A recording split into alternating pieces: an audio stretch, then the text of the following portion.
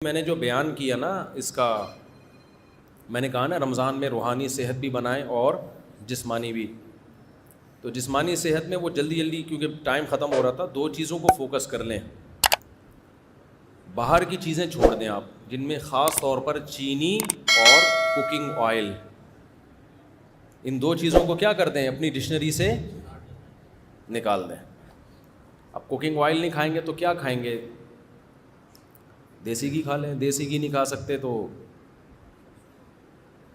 کچھ بھی کر لیں، لیکن یہ آئل آپ کو نکالنا پڑے گا.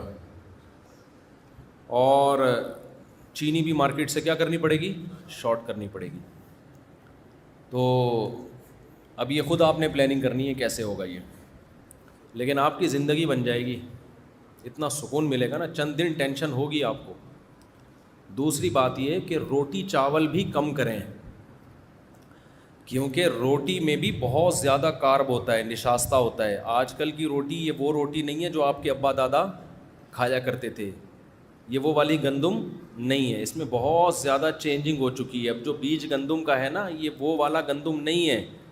پہلے گندم کی روٹی میں کارب کم ہوتا تھا اور دیگر چیزیں زیادہ ہوتی تھیں. اب وہ ایسا بنا دیا ہے کہ جیسے فارمی مرغی ہے نا، 6 مہینے میں سب کچھ، تو گندم بھی ایسا ہی ہے. پہلے اتنی بڑی بڑی گندم ہوا کرتی تھی، اتنے بڑے بڑے پودے، وہ نکلنے میں ٹائم لگتا تھا. اب تو ٹھک ٹھک ٹھک کر کے گندم نکل رہے ہیں، اور اس میں کاربوہائیڈریٹ کا ریشو بہت زیادہ ہو گیا ہے. تو وہ بھی فیٹ ہی ہے، یعنی میٹھا ہی ہے، وہ اس سے موٹاپا آئے گا. چاول میں بھی ایسا ہی ہے. کم کریں، میں یہ نہیں کہہ رہا ختم کریں، کم کریں. تو جب آپ کم کریں گے تو پھر بڑھائیں کیا؟ بھائی آپ گوشت کھائیں زیادہ، گوشت کے پیسے نہیں ہیں تو یہ چاٹ ماٹ زیادہ کھا لیا کریں افطاری میں.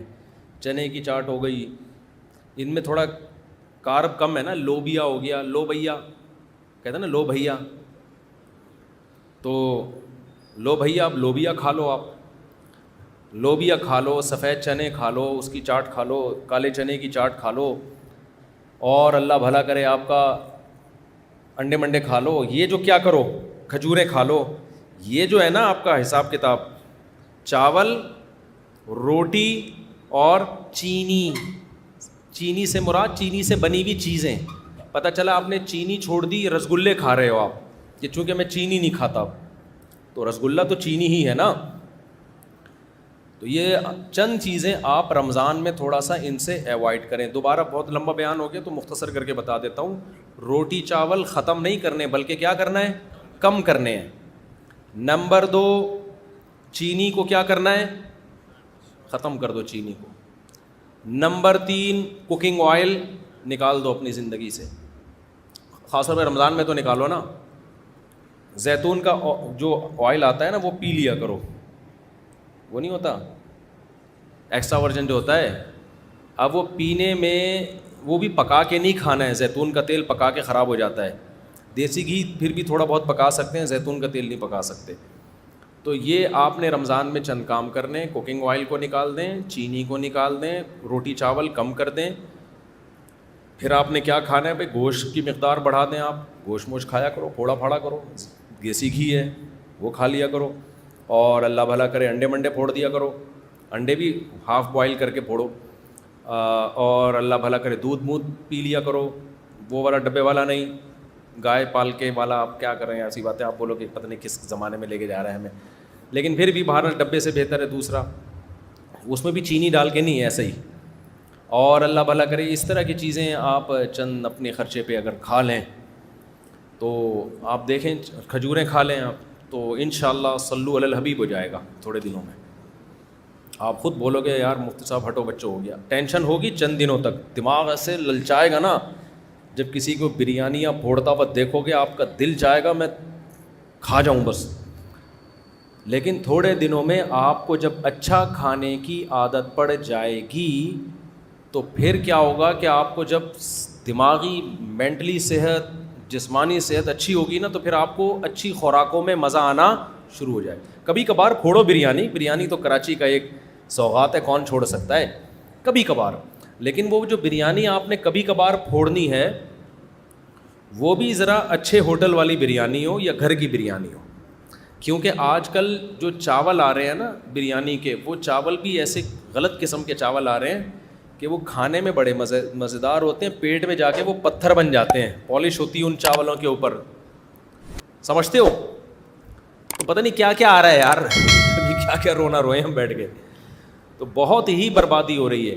یہ میری فیلڈ میڈیکل سائنس نہیں ہے. آپ کہہ سکتے ہیں آپ کیوں یہ باتیں کر رہے ہیں. دیکھو میں ہسپتالوں میں بھی جاتا ہوں بیان کے لیے نا. ابھی میں گیا لاہور میں ایک ہاسپٹل میں, اس ہاسپٹل میں مریضوں کا فری میں علاج ہوتا ہے.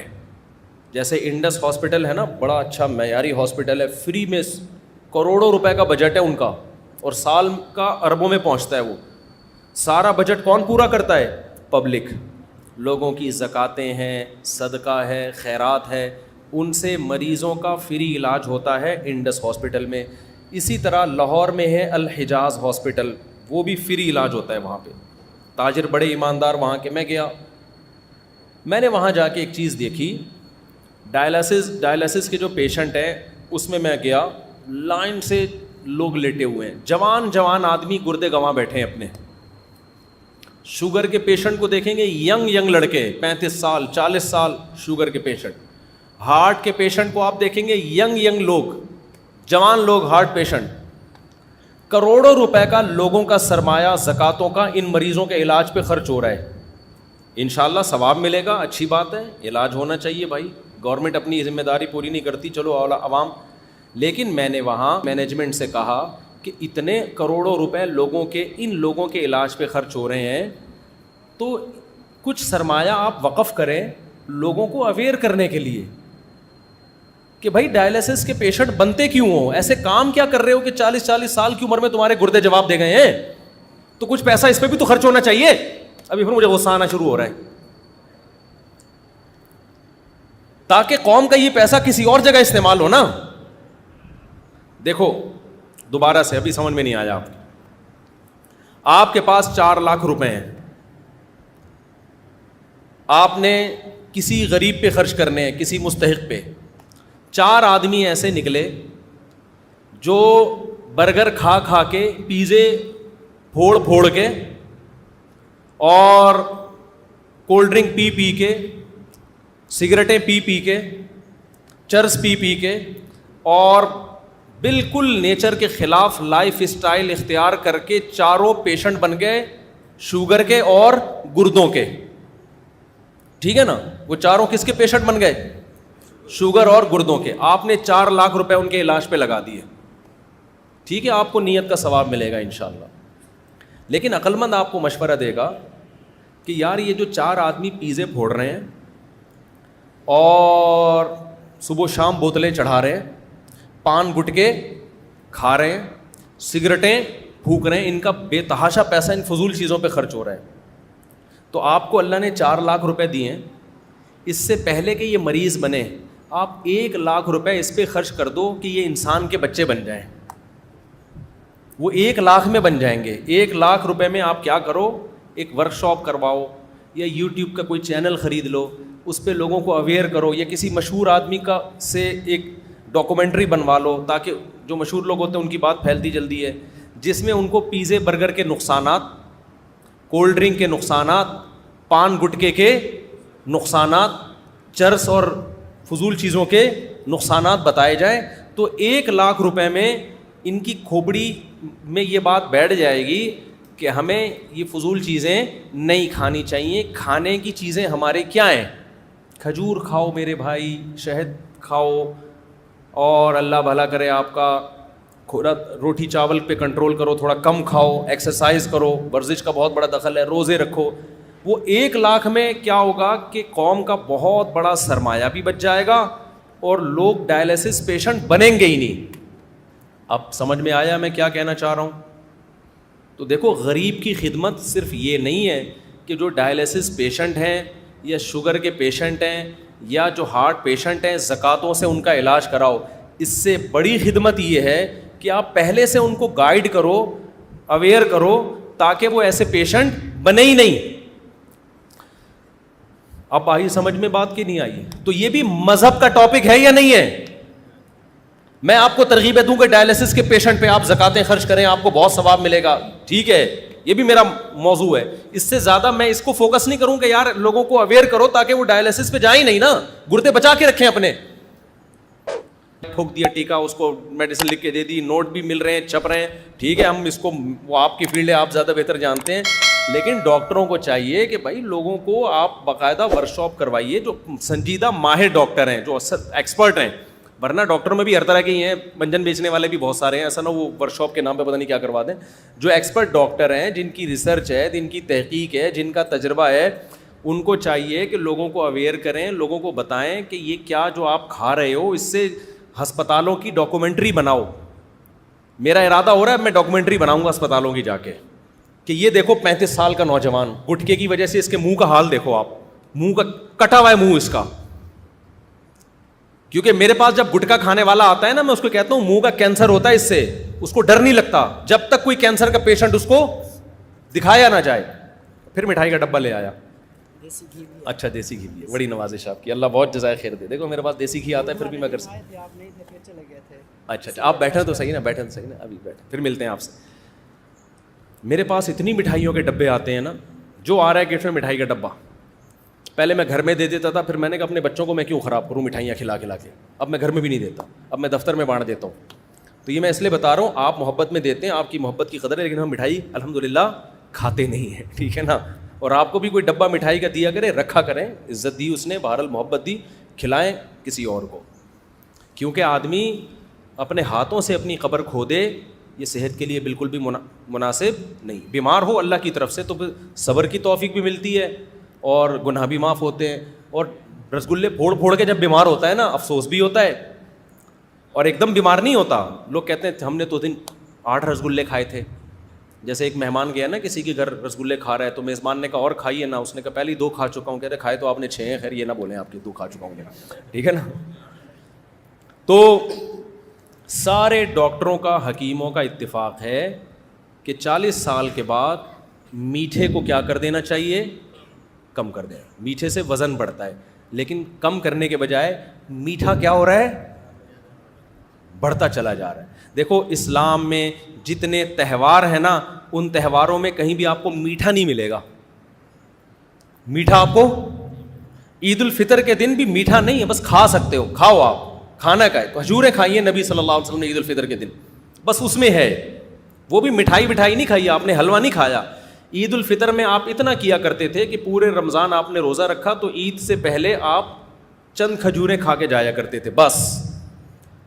ہم جو عید الفطر کے دن پھوڑتے ہیں, جو ماشاء اللہ اللہ توفیق دے, زیادہ میں اس میں نہیں جاتا, تو باقی اسلام کے جتنے تہوار دیکھو اس میں میٹھا کہیں بھی نہیں ہے.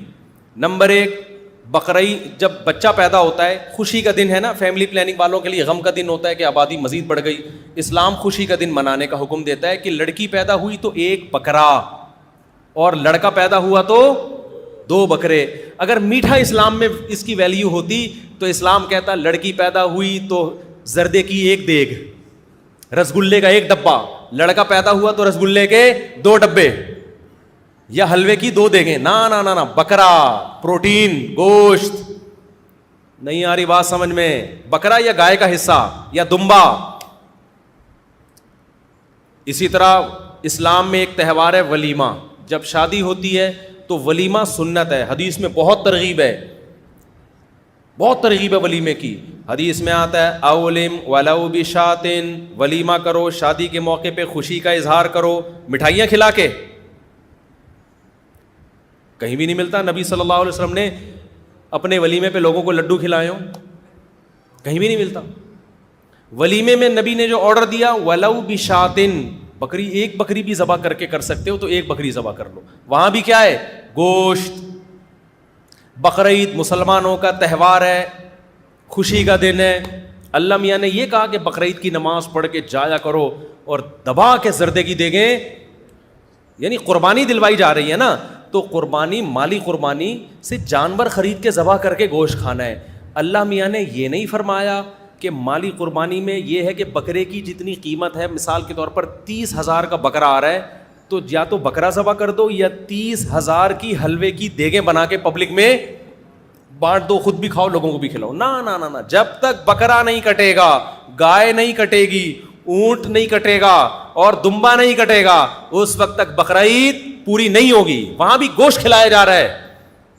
پتہ نہیں حلوہ آیا کہاں سے ہے مسلمانوں میں. میں بتاتا ہوں ابھی کہاں سے آیا ہے, وہ بھی میں بتاتا ہوں آپ. وہاں بھی ہمیں کیا کھلایا جا رہا ہے؟ گوشت. حج کے موقع پہ دم شکر ہے, اور ایک دم شکر ہوتا ہے, ایک دم جنایت ہوتا ہے. آپ سے حج یا عمرے میں کوئی غلطی ہو جائے تو بکرا ذبح کرنا ہے, تو بکرا ذبح کر کے غریبوں کو کھلانا ہے. وہاں بھی غلطی کی سزا کیا ہے؟ مٹھائی نہیں خرید کے کھلانی غریبوں کو. بھائی احرام میں آپ سے کوئی گناہ ہو گیا نا, کوئی احرام کے خلاف کوئی کام ہو گیا, تو علماء کہتے ہیں نا دم دینا ہے. وہ دم دے کے کس کو کھلانا ہے؟ غریبوں کو. تو وہ بھی اللہ کہہ سکتے تھے کہ بھائی ایک بکرا 25,000 کا آتا ہے, اگر آپ نے احرام میں اپنے بال کاٹ لیے ہے بھائی, تو یہ یا خوشبو لگا لی, تو ایسا ہے کہ اب آپ پہ جرمانہ آئے گا. اللہ کیا جرمانہ آئے گا؟ اللہ کہیں گے کہ بھائی 20 کلو رس گلے کے ڈبے مکہ میں خرید کے غریبوں کو بانٹ دو. نا نا نا, اللہ کو پتہ ہے یہ غریبوں کو شوگر کا مریض بنائے گا. اللہ مسلمانوں کو مٹھائی نہیں کھلا رہے. وہاں حکم یہ ہے کہ بطور سزا آپ کو غریبوں کو بکرا کھلانا ہے, گائے کھلانی ہے, دمبا کھلانا ہے یا اونٹ کھلانا ہے آپ کو. اور ایک ہوتا ہے دم شکر. دم شکر کا مطلب حج تمتع, آپ نے ایک ہی سفر میں عمرہ بھی کر لیا اور حج بھی کر لیا, اس پہ بھی دم ہے, لیکن یہ دم شکر کا ہے نا, نعمت کے طور پر, تو یہ خود کھاؤ. اب اللہ کہتے ہیں آپ نے چونکہ ایک ہی سفر میں حج بھی کر لیا, عمرہ بھی کر لیا, اس خوشی میں آپ میری طرف سے بکرا کاٹو, اور میری طرف سے اب آپ کی دعوت ہے. اللہ بھی ہمیں کیا کھلا رہا ہے؟ بکرا. اللہ یہ نہیں کہتے کہ چونکہ تم نے ایک ہی سفر میں حج بھی کیا اور عمرہ بھی کیا, لہذا میری طرف سے 25,000 کی مٹھائیاں خرید کے خود بھی کھاؤ اور پبلک کو بھی کھلاؤ, لڈو کھاؤ, خود بھی کھاؤ, دوسروں کو بھی کھلاؤ. کہیں ہے یار؟ فوکس کس کو کیا جا رہا ہے؟ ہر جگہ ہمیں گوشت کھلایا جا رہا ہے. گوشت کھاؤ, گوشت کھلاؤ, چربی کھاؤ, چربی کھلاؤ, اسی چربی میں گوشت پکایا جا رہا ہے. ہمارے نبی صلی اللہ علیہ وسلم نے بقرعید کے دن جب آپ نے حج کیا تو 10 ذی الحجہ شدید تھکاوٹ, بہت تھکاوٹ تھی نبی صلی اللہ علیہ وسلم کو, صحابہ کو بھی. پیدل سفر تھے بھائی, اونٹوں کے سفر تھے. تو جس دن حج کا دن تھا آپ نے فرمایا الیس ھذا یوم النحر, کیا یہ قربانی کا دن نہیں ہے؟ صحابہ نے کہا ہاں. شدید بھوک ہے. جب حج کرتا ہے نا انسان تو بھوک کا پتہ چلتا ہے اس کو, اور پھر کھانے کی طلب ہوتی ہے. ہمارے نبی صلی اللہ علیہ وسلم نے فرمایا کہ یہ نہر کا دن ہے نا. صحابہ نے کہا عید کا دن ہے. تو آپ نے کیا صحابہ کو حکم دیا کہ اونٹ نہر کیے جائیں. اونٹ نہر کیے گئے, ہر اونٹ کا تھوڑا تھوڑا گوشت جمع کیا گیا, اس کا شوربہ بنایا گیا, اس کو آپ صلی اللہ علیہ وسلم نے پیا. ہم کیا کرتے ہیں بقرعید, ہم ایسی سفر میں تھکاوٹ میں ہو, شدید بھوک پیاس لگ رہی ہو, ہم فوراً کہتے ہیں جا بھائی 3 گولے گنڈے لے کر آ میرے لیے, ایسا کر ذرا روح افزا کا ٹائٹ سا شربت بنا کے میرے لیے بولو لے کر. یار آج کوئی دل پسند کی مٹھائی ہو جائے, یار بہت بھوک لگ رہی ہے, یار بہت بھوک لگ رہی ہے, آج کیا ہو جائے, آج تو 8-10 کلو مٹھائی کھا جاؤں گا میں. یار ایسا کر آج گجریلا لے کر آ, یار گاجر کا حلوہ کھلا دے, بہت بھوک لگ رہی ہے. ہمارے نبی کو جب شدید بھوک لگی, کھجوریں بھی کھائیں. کھجور کے میٹھے میں اور چینی کے میٹھے میں بہت فرق ہے, خوب سمجھ لو, دونوں میں بڑا فرق ہے. کھجوریں کھا لیں آپ. تو ہمارے نبی نے چونکہ تہوار کا موقع ہے نا بقرعید, تو بڑی نفیس چیز کھائی جائے گی, تو وہاں تو کھجور بھی نہیں بلکہ گوشت کھایا جا رہا ہے. سمجھتے ہو کہ نہیں سمجھتے ہو؟ تو اسی طرح میرے بھائی ابھی ہمارے یہاں مٹھائیاں آئی کہاں سے ہیں یہ سمجھ لو. مسلمان بات بات پہ مذہب کے نام پہ میٹھے کیوں پھوڑتا ہے, اس کو سمجھنے کی ضرورت ہے. شب برات کا حلوہ ہم لوگوں نے کیا, یہ ہمارا اپنا بنایا ہوا حلوہ ہے, یہ اسلام میں کوئی یہ شب برات, ہاں نبی کو میٹھا پسند تھا, یہ حدیث میں آتا ہے. وہ تو میٹھا تو انسان کی نیچر ہے نا, اس کو پسند ہوتا ہے, لیکن کون سا میٹھا پسند تھا؟ کھجور کھایا کرتے تھے آپ صلی اللہ علیہ وسلم, یہ پسند تھا. یا بعض دفعہ اسی کھجور کا حلوہ بنایا جاتا تھا, اس میں کوئی پنیر وغیرہ ڈال کے, بالکل ایک نیچرل چیز تھی. اس کا یہ گاجر کے حلووں سے اور یہ رسگلوں سے کیا تعلق ہے بھائی اس میٹھے کا؟ اور وہ بھی بہت تھوڑا کھایا ہے. ہمارے نبی کی جو صفت تھی پچھلی کتابوں میں, آسمانی کتابوں میں, گوشت کھانے والے پیغمبر ہوں گے, گوشت کھانے والے, یہ علامت تھی کیونکہ انسان دو قسم کے ہر دور میں رہے ہیں, ویجیٹیرین اور گوشت خور. تو ہمارے نبی کی علامت کیا تھی؟ یہ ویجیٹیرین نہیں ہوں گے, یہ کیا ہوں گے؟ گوشت خور ہوں گے. تو اب میں آپ کو بتاؤں یہ مسلمانوں میں لڈو آئے کہاں سے ہیں؟ رسگلے اور لڈو بولو آئے کہاں سے؟ ہر بات ہونا تو یہ چاہیے تھا جب بھی خوشی کا موقع ہو, آپ کا بچہ پاس ہو گیا, یہ بکرا کھائیے, آئیے یہ لیگ پیس آپ کے لیے, میرے بچے کے نمبر اچھے آئے. یہ ہونا چاہیے تھا نا بھائی, اسلام کے مزاج کے حساب سے یہ ہونا چاہیے تھا نا بھائی. میری شادی ہو گئی ہے تو یہ دمبا میری طرف سے, آپ آ نہیں سکتے دعوت میں, یہ دمبے کی چانپیں میں آپ کو ڈبے میں پیک کر کے بھیج رہا ہوں. اب الٹا ہو رہا ہے جی, آپ کی شادی ہوئی ہے, یہ منہ میٹھا کیجیے رسگلے سے. جی میرا ولیمہ ہے, یہ منہ میٹھا کیجیے. میں امتحان میں پاس ہو گیا, 6 لڈو.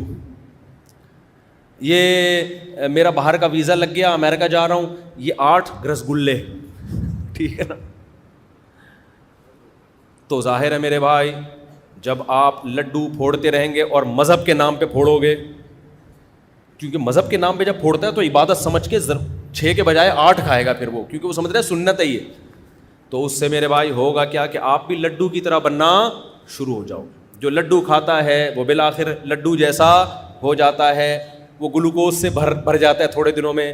جب آپ گلوکوز سے بھرتے ہو تو فوری نقصان آپ کو یہ ہوتا ہے کہ آپ کی طبیعت میں ہر وقت سستی رہتی ہے, انسولین نکلتی رہتی ہے, انسولین اس کو کنٹرول کرنے کے لیے, اور طبیعت ہمیشہ آپ کی ٹن رہتی ہے. جو فریشنس عبادت کے لیے چاہیے, مختلف کاموں کے لیے چاہیے, وہ ہوتی نہیں ہے. تبھی تو آپ گورنمنٹ کے اداروں میں جاؤ, جس کو دیکھو کیا ہو رہا ہوگا, سو رہا ہوگا. وہ تھانوں میں جاؤ تو بھی بہت دفعہ, یہ پولیس والوں سے میں پنگا نہیں لینا چاہتا, خیر. تو آپ کہیں بھی جاؤ, جتنے بھی بڑے اداروں میں جاؤ, آپ کو لوگ اکثر سوتے ہوئے نظر آئیں گے. گھر میں آپ دیکھو بیگم صاحبہ 2:45 بجے اٹھ کے ناشتہ کر رہی ہیں دوپہر کو. سب کے گھروں میں یہی ہو رہا ہے, کراچی میں تو یہی ہے. سو رہے ہیں تو اٹھا ہی نہیں جا رہا. کیوں؟ میٹھا کھا کھا کے خود رسگلہ بن چکے ہیں. ہمارے نبی ہم کو کھلا رہے ہیں گوشت کھاؤ. ٹھیک ہے, گوشت کھانے سے نیند نہیں آتی, اتنی نیند نہیں آتی جتنی یہ میٹھے پھوڑنے سے آتی ہے. تو اسلام کے جتنے تہوار ہیں اس میں ہمیں گوشت کھلایا جا رہا ہے.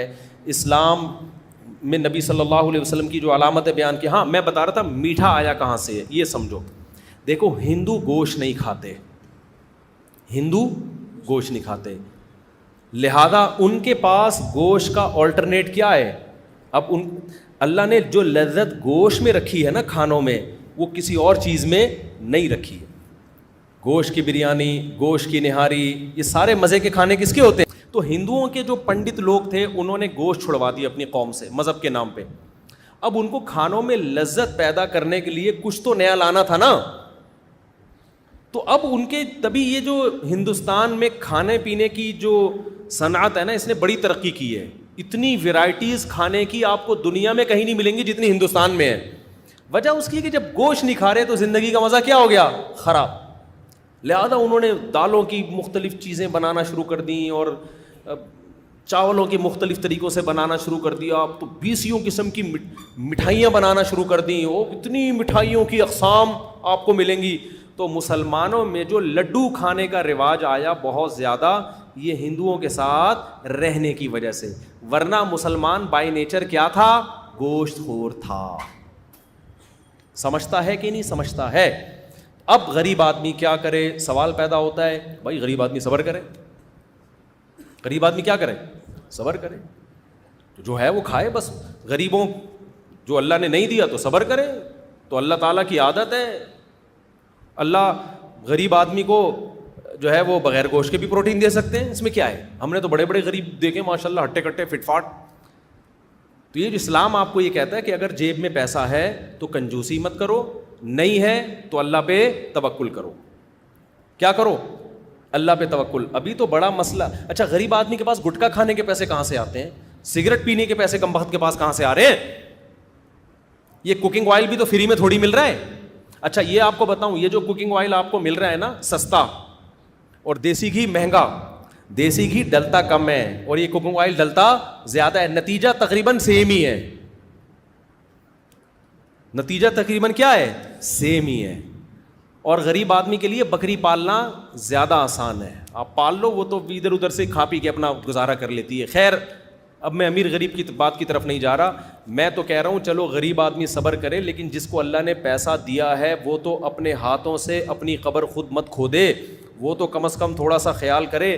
تو جتنا زکوٰۃ کا پیسہ غریبوں کے علاج پہ خرچ ہو رہا ہے, صدقات و خیرات کا پیسہ, تو میں لوگوں سے کہتا ہوں, ڈاکٹروں سے کہتا ہوں یا تاجروں سے کہتا ہوں کہ بھائی لوگوں کو اویئر کرو کہ آپ جوانی میں بیمار ہو کیوں رہے ہیں.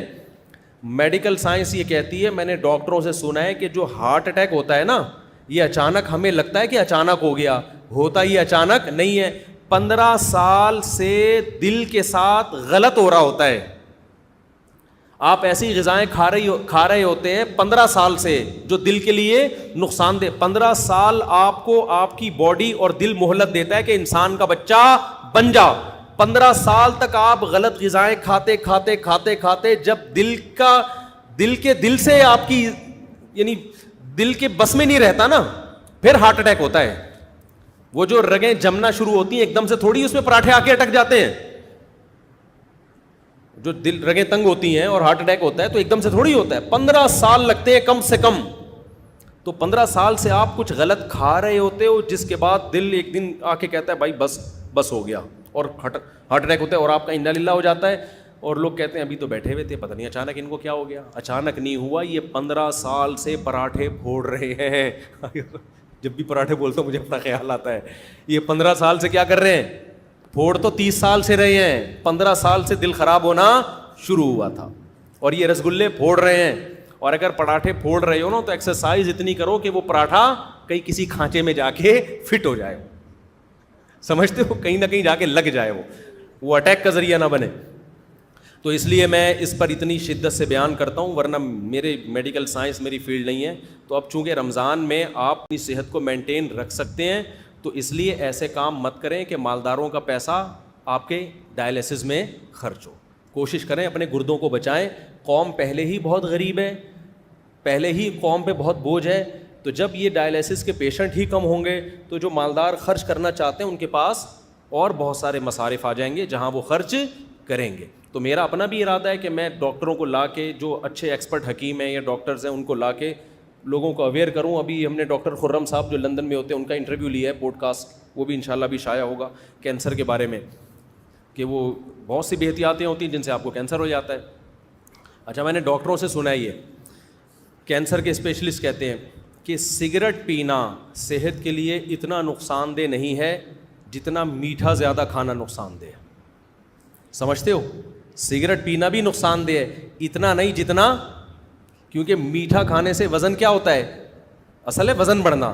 وزن بڑھنا 40 سال کے بعد خاص طور پہ یہ زیادہ نقصان دہ ہے بنسبت کس کے, سگریٹ پینے کے. اب سگریٹ کے ڈبے پہ تو لکھا ہوتا ہے کینسر کا ذریعہ ہے, لیکن مٹھائی کے ڈبوں پہ کچھ بھی نہیں لکھا ہوا ہوتا. تو مٹھائی کے ڈبوں پہ بھی لکھا ہوا ہونا چاہیے کہ آپ 40 سال سے ایج بڑھ گئی ہے اور وزن آپ کا بڑھنا شروع ہو گیا ہے, تو کائنڈلی ان ڈبوں سے احتراز کریں. صرف ڈبہ کھائیں, مٹھائی چھوڑ دیں. آپ ڈبہ اگر پانی میں ڈال کے کھا جائیں گے اتنا نقصان نہیں ہوگا, وہ کاغذ ہے نکل جائے گا. وہ سمجھتے ہو کہ نہیں سمجھتے؟ ابھی بھی سمجھ میں نہیں آ رہی تو جو مرضی کرنا ہے کرو. جب پڑے ہوئے ہو گئے نا پھر بولے کہ یہ ہو کیا گیا ہمارے ساتھ. کائنڈلی بھائی یہ جلدی والے مسائل نمٹا دوں میں. رمضان میں بغیر داڑھی والے حفاظ کرام تراویح پڑھاتے ہیں, ان کے پیچھے جماعت کا کیا حکم ہے؟ دیکھو, داڑھی رکھنا فرض ہے, رسول اللہ صلی اللہ علیہ وسلم کا آرڈر ہے, اعفوا اللحى وقصوا الشوارب, داڑیاں بڑھاؤ, خالف الیہود والنصارى, یہود و نصارہ کی مخالفت کرو. تمام پیغمبروں نے داڑیاں رکھی ہیں, بڑھائی ہیں. صرف رکھنا خشخشی داڑھی جسے کہتے ہیں وہ کافی نہیں ہے. تورات میں اللہ تعالیٰ کا حکم آج بھی موجود ہے کہ اللہ تعالیٰ نے موسیٰ علیہ السلام کو کوہ طور پہ بلا کے حکم دیا کہ اپنی قوم سے کہہ دو کہ داڑھی مت کٹانا. یہی وجہ ہے کہ آج یہودی بھی لمبی لمبی داڑیاں رکھتے ہیں. ہمارے نام نہاد مذہبی اسکالرز جو آج لبرل قسم کے اسکالرز آ رہے ہیں ان کو یہودیوں سے عبرت حاصل کر لینی چاہیے کہ ہزاروں سال پرانا مذہب ہے, یہودی نے اب بھی اپنی داڑھی نہیں چھوڑی. ان کے مذہبی اسکالر کہتے ہیں بڑھانی پڑے گی آپ کو, اب تک تحریف نہیں کی. اور ہمارے آج کے اسکالرز کیا کہہ رہے ہیں, کہہ رہے ہیں ایکچولی وہ تو اس دور کا کلچر تھا تو نبی نے حکم دے دیا, ایکچولی یہ کوئی اسلام کا اس سے تعلق نہیں ہے. ایسا بالکل بھی نہیں ہے. اللہ تعالیٰ نے مرد اور عورت میں فرق کے لیے بہت ساری چیزیں رکھی ہیں. ان میں بہت بڑا فرق جو ایک ظاہری گیٹ اپ کا ہے وہ کس کا ہے؟ داڑھی کا ہے. اس لیے آپ خدا کے حکم کو چینج کرنے کی کوشش نہ کریں. زمانہ تبدیل ہوگا, اسلام تبدیل نہیں ہو سکتا. تو یہ اللہ کا حکم ہے, اور یہ ایسا گناہ ہے جو 24 گھنٹے آپ کے ساتھ لگا ہوا ہے اگر آپ کاٹتے ہو. اگر آپ سے نہیں رکھی جا رہی, توبہ استغفار کر کے اللہ سے توفیق مانگو. آج بعض مذہبی اسکالرس کے ساتھ مسئلہ یہ ہے کہ ان کو فیمس ہونے کا شوق بھی ہے لیکن شریعت کے احکام کو فالو نہیں کرتے, نتیجتاً شریعت کا حکم ہی چینج کر دیتے ہیں. تو ایسا نہیں ہے. تمام پیغمبروں کی داڑیاں تھیں, تمام صحابہ کی داڑیاں تھیں, علماء, صلحاء, محدثین, فقہا, کوئی ایک بھی نہیں دکھا سکتے ماضی میں جو داڑھی چھوٹی کرتے ہوں. اس لیے داڑھی بڑھانے کا حکم ہے, کم سے کم اس کی مقدار 1 مشت ہے, کم سے کم چاروں طرف سے 1 مٹھی. اور خط بھی ایسے ایسے بنا رہے ہیں عجیب عجیب قسم کے, جیسے کپ رکھ کے نا کاٹ دیا. ایسا نہیں کرو یار. جو نیچرل اللہ نے آپ کو جو جس طرح کی داڑھی دی ہے اسی طرح کی رکھ لو, وہ زیادہ خوبصورت لگے گی. عجیب عجیب قسم کے خط بنا رہے ہیں داڑھی, تو برا لگتا ہے, وہ دیکھنے میں اچھی نہیں لگتی ہے. چہرے پہ جو رونق آتی ہے وہ اسی داڑھی میں آئے گی جو قدرت نے آپ کے فیس کے حساب سے آپ کو دی ہے. فَلَا يُغَيِّرُنَّ خَلْقَ اللَّهِ, قرآن کہتا ہے نا کہ ہم, شیطان نے قسم اٹھائی تھی کہ اللہ میں ان سے تیری تخلیق چینج کرواؤں گا, میں جس فطرت پہ تو نے پیدا کیا. تو اب مصلی جو ہے نا امامت کا, وہ ایک بڑا ایک عظیم مقام ہے. تو مصلی پہ ایسے شخص کو کھڑا کریں, کم از کم ڈریسنگ اس کی شریعت کے مطابق ہو. ڈسکو قسم کے ملا بھی آ رہے ہیں, حافظ. ہمارے محلے میں ایک بچے نے حفظ کیا لیکن سارا دن فلمیں دیکھتا تھا, ڈرامے دیکھتا تھا, ڈبو پہ اسنوکر پہ لگا رہتا تھا. اور کیا ہوتا رمضان میں نا سر پہ ٹوپی پہن کے مصلی پہ آ کے کھڑا ہو جاتا. اچھا تراویح پڑھنے کے بعد پھر اسنوکر کلب جاتا, پھر فلمیں دیکھ رہا ہے, ڈرامے دیکھ رہا ہے, میوزک بھی سنتا ہے, داڑھی بھی کاٹتا تھا. تو ہم نے کہا بھائی یہ ہو کیا رہا ہے مارکیٹ میں؟ تو لوگوں نے کہا یہ ڈسکو ملا ہے. یہ کیا ہے؟ ڈسکو ملا. تو بھائی آپ ایسے بندے کو چاہیے, اپنا قرآن اگر کمپلیٹ کرنا ہے گھر میں کر لو بھائی. مسجد ایک اجتماعی جگہ ہے مسلمانوں کی, ایک اس کی عظمت ہوتی ہے. مصلی پہ جب کوئی کھڑا ہوتا ہے, ہمیں اندر کا تو نہیں پتا کس کے دل میں کیا ہے, چھپ کے کون کیا کر رہا ہے. ظاہری گیٹ اپ تو کم از کم ٹھیک ہونا چاہیے نا. سمجھ میں آ رہی ہے بات کہ نہیں آ رہی؟ ظاہری گیٹ اپ تو ایسا نہ ہو کہ یہاں سے جا کے اسنوکر کلب میں, وہاں جا کے فلم دیکھ رہا ہے, وہاں جا کے یہ کر رہا ہے, ساری دنیا کہہ رہی ہے بھائی یہ بندہ ہے, کیا ہے یہ. تو ظاہری گیٹ اپ کم از کم حافظ قرآن کا جو مسجد میں تراویح پڑھا رہا ہے اس کا شریعت کے کسی کبیرہ علانیہ گناہ میں مبتلا نہ ہو. کبیرہ گناہ اور کھلے عام اس میں مبتلا نہ ہو. اگر ہے تو آپ کو چاہیے کہ آپ اس کو ہٹا دیں وہاں سے, اگر ہٹانے کی قدرت ہے. نہیں ہے تو پھر کوئی ایسی جگہ نماز پڑھیں جو امام کوئی ڈھنگ کا ہی آدمی ہو وہ, کیونکہ امام کا تقویٰ اور اس کی للہیت کا اثر پڑتا ہے مقتدیوں کے اوپر. امام نیک پرہیزگار ہوگا, اس کے پیچھے نماز کی الگ برکتیں ہوں گی. تراویح کوئی چھوٹی موٹی نماز نہیں ہے, اچھی خاصی ٹینشن ہے, لمبی نماز ہے. تو آپ کسی فاسق آدمی کے پیچھے پڑھ کر اس کی برکتوں سے کیوں محروم ہونا چاہتے ہو بھائی آپ؟ تو کوشش کیا کریں, ہمت کریں, جو امام پراپر داڑھی ہو, شریعت کے مطابق اس کا لباس ہو, کسی کبیرہ علانیہ گناہ میں مبتلا نہ ہو, اس کو مسجد کا امام بنائیں اور تراویح اسی کے پیچھے پڑھیں آپ. نابالغ بچوں کے پیچھے تراویح کا کیا حکم ہے؟ چھوٹا بچہ تراویح میں قرآن سن تو سکتا ہے لیکن نابالغ بچہ قرآن پڑھا نہیں سکتا بالغوں کو. نابالغ بچے نے قرآن اگر حفظ کر لیا ہے تو گھر میں وہ بہن بھائیوں کو, چھوٹے نابالغ بچوں کو وہ امامت کرے, وہاں قرآن کمپلیٹ کرے, کیونکہ اس سے قرآن کمپلیٹ کروانا چاہیے رمضان میں. اگر وہ امامت نہیں کرے گا گھر میں تو قرآن بھول جائے گا, لیکن بالغ آدمی اس کے پیچھے نماز نہیں پڑھ سکتا. کن صورتوں میں روزہ چھوڑنا جائز ہے؟ روزہ چھوڑنا صرف 2 صورتوں میں جائز ہے قرآن کے مطابق, ایک سفر میں اور دوسرا بیماری میں.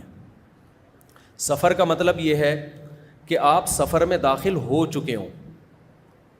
مثال کے طور پر صبح سحری کے وقت تھا, کراچی ایئرپورٹ پہ تھے, آپ نے جانا ہے امریکہ, کتنا لمبا سفر ہے نا.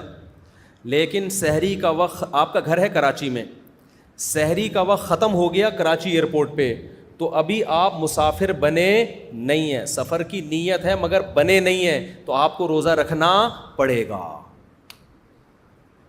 کیونکہ آپ مقیم ہے نا ابھی. تو لوگ کیا کرتے ہیں, چونکہ آج ہم نے امریکہ جانا ہے یا چھانگا مانگا جانا ہے تو ابھی سے روزہ چھوڑ دیا ہم نے. بھائی وہ تو جب آپ جہاز میں بیٹھیں گے, جہاز کراچی کی حدود سے باہر نکلے گا, اس وقت آپ مسافر بنیں گے. جب تک کراچی کی حدود میں ہے, اپنے شہر کی حدود میں ہے, آپ مسافر نہیں بنتے. ابھی مسافر ہونے کا ارادہ, تو گھر سے نکلنے سے مسافر نہیں بنتا آدمی. اپنے شہر کو تمام مضافات سمیت, شہر اور اس کی جو قریب کی آبادی ہوتی ہے, وہ جب تک پوری مکمل ختم نہیں ہو جاتی, آپ سفر میں داخل نہیں ہوتے. سمجھتے ہو؟ ہاں, آپ جہاز میں بیٹھ گئے, ابھی سحری کا وقت ہے, اور جہاز کراچی کی آبادی سے باہر نکل گیا, اور ابھی بھی سحری کا وقت ہے. اب سحری کا وقت جب ختم ہونے والا ہے, اس وقت آپ مسافر بن چکے تھے, تو اب آپ روزہ چھوڑ بولو سکتے ہیں. اب آپ کیا کریں گے؟ روزہ چھوڑ سکتے ہیں. اچھا, جب آپ امریکہ کی طرف جا رہے ہیں, بھائی یہ بہت اہم بیان ہے, جو باہر سے لوگ سفر کرتے ہیں نا, یورپ امریکہ سے رمضان میں, ان کے لیے بہت امپورٹنٹ بیان ہے. اس پہ کلپ بنا دیں, بنا کے نکال دیے, کہ لوگ بہت پوچھتے ہیں یہ مسئلہ. اب مسئلہ یہ ہے کہ جو کراچی سے امریکہ جا رہا ہے, وہ جا رہا ہے مشرق سے مغرب کی طرف, ایسا ہی ہوتا ہے نا, ایسٹ سے ویسٹ کی طرف سفر کرتا ہے. جو امریکہ سے کراچی آ رہا ہے نا, اس کے تو مزے ہوں گے. اس کے کیا ہوں گے؟ مزے ہو جائیں گے. وجہ اس کی یہ ہے کہ سحری کا وقت تھا امریکہ میں, ابھی ختم نہیں ہوا. ایئرپورٹ پہ شریعت کہتی ہے روزہ رکھنا پڑے گا آپ کو. اس نے روزہ رکھ لیا. اب جہاز نے فلائی کیا, سورج کی مخالف سمت میں جہاز سفر کر رہا ہے, ٹھک ٹھک ٹھک کر کے نمازیں بھی آ رہی ہیں, اور افطار کا ٹائم بھی ٹھک کر کے آ جائے گا. اس کے ہو گئے مزے, وہ بڑے آرام سے روزہ کیا کرے گا؟ رکھ لے گا. دوبارہ سحری کا وقت آ گیا اگر سفر کے دوران, تو روزہ چھوڑ دے, کیونکہ اب سفر میں داخل ہو چکا ہے. اگر چھوڑنا چاہے, بہتر تو یہ کہ رکھے سفر میں بھی, افضل یہی ہے کہ اس زمانے میں رکھ لیے سفر میں. لیکن مسئلہ اس کے لیے ہوتا ہے جو یہاں کراچی ایئرپورٹ پہ تھا, 5:30 فرض کرو سحری کا وقت ختم ہو رہا ہے. اب 5:30 پہ بورڈنگ کا اعلان ہوا, جہاز میں بیٹھنا شروع ہوا, یا جہاز ابھی ٹیک آف کر رہا ہے, ابھی اڑا نہیں ہے, اور سحری کا وقت داخل ہو گیا, تو ابھی یہ مسافر بنا, سحری کا وقت ختم ہو گیا, ابھی یہ مسافر بنا نہیں ہے. اس پہ روزہ رکھنا کیا ہے؟ واجب ہے. روزہ رکھ لیا اس نے. اب ہوگا کیا؟ جہاں جہاں سورج جا رہا ہے, جہاز بھی بولو وہیں جا رہا ہے. اس کا روزہ ہو جائے گا بہت لمبا, بعض دفعہ 23 گھنٹے کا روزہ بھی ہو جاتا ہے. تو ایسے میں شرعی حکم یہی ہے کہ آپ کو روزہ رکھنا بولنے پڑے گا. سمجھتے ہو کہ نہیں سمجھتے؟ بے شک روزہ لمبا ہو گیا, لیکن چونکہ روزہ آپ رکھ چکے ہو, اب اس کو توڑنے کی شرعن اجازت نہیں ہے. اب اس کو کمپلیٹ, سفر میں روزہ توڑنا جائز نہیں ہے سفر کی وجہ سے, چھوڑنا جائز ہے, لیکن وہ چھوڑنا جب ہے جب سفر میں روزہ شروع ہو رہا ہو, توڑنا جائز نہیں ہے. اب روزہ ہو گیا بہت لمبا, تو کوئی بات نہیں, اللہ میاں نے آپ کو مختصر روزے بھی تو دکھائے نا, آج تھوڑا سا لمبا ہو گیا, مرو گے نہیں انشاءاللہ. ہاں, اگر کوئی شوگر کا پیشنٹ ہے, یا کوئی بوڑھا اتنا کمزور ہے, یا اور کسی وجہ سے کوئی کسی کو واقعی کمزوری ہو گئی ہے, اور وہ 18-20 گھنٹے کے بعد اس کی حالت غیر ہونا شروع. غیر ہونے کا مطلب یہ ہے کہ بیمار ہونے کا خطرہ ہو گیا, بیمار ہونے کا خطرہ, تو پھر وہ روزہ توڑ سکتا ہے. یاد رکھو, بھوک اور پیاس کی شدت کی وجہ سے روزہ توڑنے کی اجازت نہیں ہے, چاہے شدت کم ہو یا شدت زیادہ ہو. بعض لوگ یہ کہتے ہیں مجھ سے بھوک برداشت ہی نہیں ہو رہی تھی, اتنی شدید بھوک لگ رہی تھی. بھائی آپ کو برداشت کرنی پڑے گی جتنی بھی شدید بھوک لگ جائے. بعض لوگ کہتے ہیں اتنی پیاس لگ رہی تھی مفتی صاحب میں نہیں برداشت کر سکتا تھا, 20 گھنٹے 18 گھنٹے سے میں نے پانی نہیں پیا تھا, میں پاگل ہو رہا تھا, میں برداشت نہیں کر سکتا تھا. بھائی آپ کو برداشت کرنا پڑے گا. تو برداشت ہو سکنا یا نہ ہو سکنا شرعی عذر نہیں ہے. شرعی عذر یہ کہ اتنی حالت خراب ہو جائے کہ آپ کو یہ لگے کہ اگر میں نے پانی نہیں پیا تو میں بے ہوش ہو جاؤں گا, یا میں بیمار ہو جاؤں گا, یا میں مر جاؤں گا. ایسی صورت میں روزہ توڑنا پھر صرف جائز ہی نہیں بلکہ واجب ہو جاتا ہے. پھر نہیں توڑیں گے تو گناہ ہوگا. سمجھتے ہو؟ تو روزہ توڑنا یا تو فرض ہے یا حرام ہے, ٹھیک ہے نا. فرض جب ہے جب بیمار ہونے کا, تھوڑی موت کا خوف ہو جائے آپ کو, پھر تو فرض ہے. تو اس لیے جو لوگ ٹریولنگ کرتے ہیں نا, وہ اگر سحری کا وقت اپنے علاقے میں ہی شروع ہو گیا ہے, ختم ہو گیا ہے, تو پھر روزہ رکھنا پڑے گا. سحری کا وقت داخل ہو سفر میں تو پھر روزہ آپ چھوڑ سکتے ہیں. لیکن پھر بھی روزہ سفر میں رکھنا وہ نہ رکھنے سے بہتر ہے. ہاں سفر میں اگر ٹینشن کا خطرہ ہے بہت زیادہ تو پھر چھوڑنا بھی زیادہ بہتر ہے. جیسے 22-23 گھنٹے کا روزہ تو بہت ہی لمبا ہو جاتا ہے نا, تو اگر کسی کا سحری کا وقت ہی ختم ہو گیا ایئرپورٹ پہ اور اس کو پتہ ہے کہ میں کراچی سے امریکہ جا رہا ہوں اور 22-23 گھنٹے کا لمبا روزہ ہو جائے گا تو پھر مجھے توڑنا نہ پڑ جائے, تو پھر بہتر ہے چھوڑ ہی دے وہ, کیونکہ اللہ نے اجازت دی ہے, پھر اس اجازت سے فائدہ اٹھانا چاہیے. کیا کہہ رہے ہیں بھائی آپ؟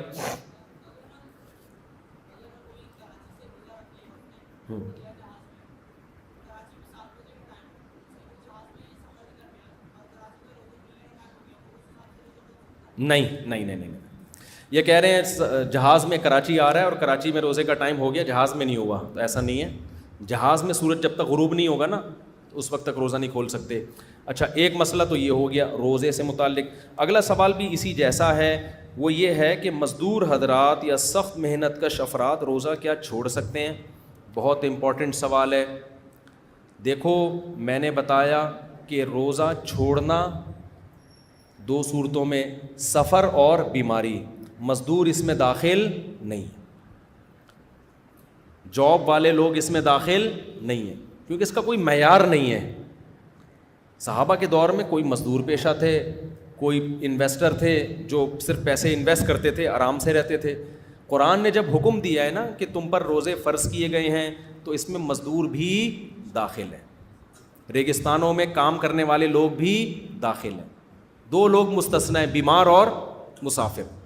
تو اس لیے مزدور چاہے کتنی ہی سخت مزدوری کرتا ہو, کوئلے کی کان میں بھی ملازمت کرتا ہو نا, جہاں 1 گھنٹے کے بعد شدید پیاس لگتی ہے, اس کو پھر بھی روزہ رکھنا پڑے گا اگر وہ مسافر نہیں ہے. اب لوگ کہتے ہیں, میں نے پچھلے سال بھی یہ بیان کیا تھا, نیچے کمنٹس میں لوگوں نے بڑا مذاق اڑایا کہ ان مولویوں سے پوچھو کہ تم ذرا کدال ہاتھ میں اٹھا کے کنواں کھودنا شروع کرو مزدوروں کی طرح, پھر روزہ رکھ کے بتاؤ اور پھر یہ فتویٰ دو. یہ خود تو ایئر کنڈیشن روم میں بیٹھے رہتے ہیں اور فتوے مزدوروں کے لیے دے رہے ہیں. سمجھتے ہو یہ طنز لوگوں نے کیا تھا. اول تو ہم 24 گھنٹے ایئر کنڈیشن میں نے اب تک اپنے گھر میں ایئر کنڈیشن نہیں لگایا ہے, جا کے دیکھ لو. یہ جو فضول باتیں ہیں نا کہ ہر وقت ایئر کنڈیشن میں بیٹھے رہتے ہیں اور یہ کرتے رہتے ہیں, تو بغیر یہ ہم دیکھتے ہیں نا تم گاڑیوں میں جا رہے ہیں, گاڑیوں میں تو سمجھتے ہیں کہ یہ پتہ نہیں کیسے لائف اسٹائل ہوگا ان کا. اچھا لائف اسٹائل ہے الحمدللہ, غریب نہیں ہیں ہم.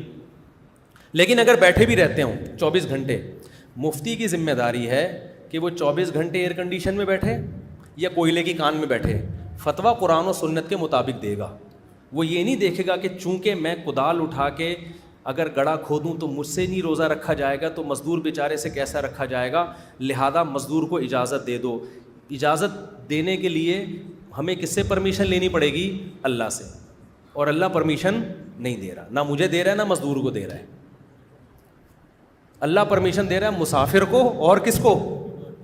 بیمار کو. مسافر بھلے ایئر کنڈیشن میں ہی سفر کر رہا ہو پھر بھی پرمیشن دے رہا ہے اس کو. تو اللہ سے آگے نکلنے کی کوشش مت کرو. اب سوال یہ پیدا ہوتا ہے کہ پھر مزدور کرے کیا؟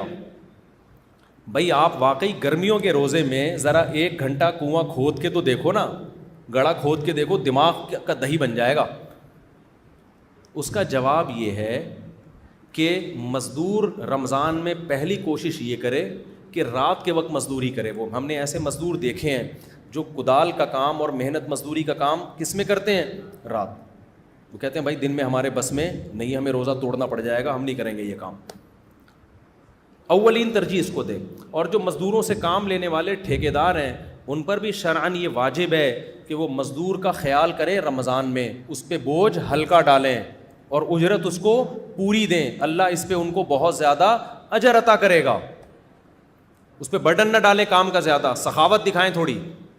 پھر بھی اگر کسی مزدور کو یہ سہولت نہیں ملتی ہے اور دن ہی میں اس کو مجبوراً کام کرنا پڑ رہا ہے تو روزہ پھر بھی وہ رکھے گا. ہاں یہ بات ضرور ہے کہ جب روزے میں حالت غیر ہو جائے, جیسے کوئلے کی کان میں کوئی جاتا ہے نا, وہ تو آدھا 1 گھنٹے میں ہی حالت غیر ہو جاتی ہے, اس کو تو بار بار پانی چاہیے.